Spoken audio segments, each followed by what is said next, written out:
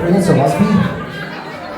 My všichni chlapi, a my to dobře víme, my si vždycky, anebo občas, anebo obvykle, anebo někdy přijdeme jako ohrožený druh.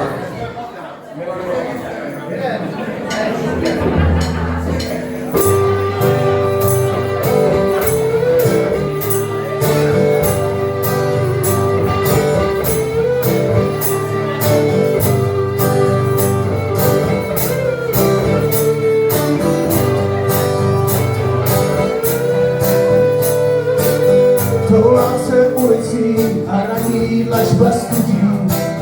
Někdy si připadám jako ohrožený druh. Poslední dobou noční pitky trochu nudí. Snídá dřív a těžké jezdy. Sumí si šaty, všechny časy leží. Cítíš, jak jdeme, padá na hlavě nám vzduch. Do páku pláče prosí odpuštění děti, že moc na stejně je. Tak dáši udělej mi to, co mám rád, co se mi líbí. Udělej mi to, co mám rád, teď najednou. Udělej mi to, co mám rád, a já ti slíbím, že už nikdy s mnou nebudu spát. Takhle mě leží.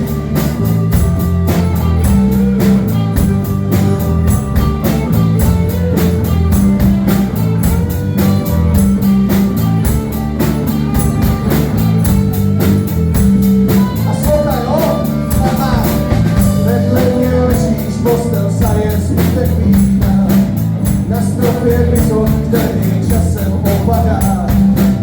Stačilo říct, že jsi zvláštní trochu jiná, teď se mi, tak se mi zdá. Udělej mi to, co mám rád, co se mi líbí. Udělej mi to, co mám rád, teď najednou. Udělej mi to, co mám rád, a já ti slíbím, že už nikdy s mnou nebudu spát. A ty Vašku, pojď!